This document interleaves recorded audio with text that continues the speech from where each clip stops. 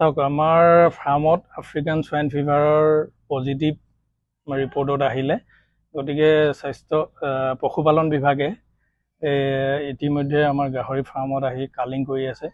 দুখৰ বিষয় আচলতে ইমান সুন্দৰকৈ পুহি থকাৰ পাছতো যে এইবিলাক প্ৰাদুৰ্ভাৱ যদি দেখা দিয়ে এখন ফাৰ্ম ধৰক তছনছ কৰি মানে আমাৰ অৰ্থনৈতিকভাৱে গোটেই ব্যৱস্থাটোৱে তছনছ কৰি দিছে। গতিকে আমাৰ যি আফ্ৰিকান সোয়াইন ফিভাৰ আজি তাৰিখলৈকে কোনো ভেকচিনৰ উদ্ভাৱনেই হোৱা নাই বুলি ইতিমধ্যে সকলোৱে জনাই আছে। গতিকে আমি এই ক্ষেত্ৰত চৰকাৰে কিছু ব্যৱস্থা গ্ৰহণ কৰিবৰ কাৰণে আজি পালক হিচাপে আমি এটা অনুৰোধ জনাইছোঁ আৰু নিবনুৱা হিচাপে আমি আত্মনিৰ্ভৰশীল হ'বৰ কাৰণে এখন ফাৰ্ম খুলি ৩-৪ ঘৰ পৰিয়ালক আমি সংস্থাপন দিয়াৰ লগতে কিছু পথাৰ আমাৰ বজাৰ আমাৰ কৰি আমি আগবাঢ়ি যাব বিচাৰিছোঁ। কিন্তু কি ক'ব, ভাগ্যৰ বিড়ম্বনা আৰু যাৰ ফাৰ্মত এইবিলাক লাগিছে, যোনে পুহিছে, তেওঁহে আজি অনুভৱ কৰিব পাৰিব আমাৰ দুখবিলাক।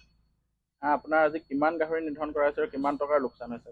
প্ৰায় আমাৰ আজি এতিয়াও বৰ্তমান ফাৰ্মত 36টা গাহৰি ইতিমধ্যে নিধন কৰি থকা হৈছে আৰু প্ৰায় ৰিজাল্ট অহাৰ আগতে আমাৰ প্ৰায় কেইবাটাও গাহৰি মৃত্যুবৰণ কৰিছে। গতিকে আমি চৰকাৰক পুনৰ ইতিমধ্যে আমি গম পাইছোঁ যে বাজেট অধিৱেশন চলি আছে। গতিকে পশুপালন মন্ত্ৰীগৰাকীয়ে বাজেট অধিৱেশনত এই গাহৰি ভেকচিনৰ ওপৰত কিছু বক্তব্য ৰাখি থলুৱা পালকসকলক, যিহেতু অসমীয়া আৰু জনজাতীয় মানুহসকলেহে গাহৰি পালন কৰে, গতিকে তেখেতলোকক এটি সকাহ দিবৰ কাৰণে আৰু ক্ষতিপূৰণ হিচাপে আমাক কেনেকুৱা ধৰণে সহায় কৰিব যাতে ভৱিষ্যত দিনত যাতে আৰু কিছু পৰিয়ালক সংস্থাপন কৰি আমি যাতে কিছু উন্নতভাৱে পালন কৰি যাব পাৰোঁ বা আত্মনিৰ্ভৰশীল হ'ব পাৰোঁ। এই ক্ষেত্ৰত চৰকাৰে যদি অলপ সকাহ প্ৰদান নকৰে কিন্তু ভৱিষ্যতৰ দিনত আমাৰ অন্ধকাৰ পৰ্যায়ত আহিব।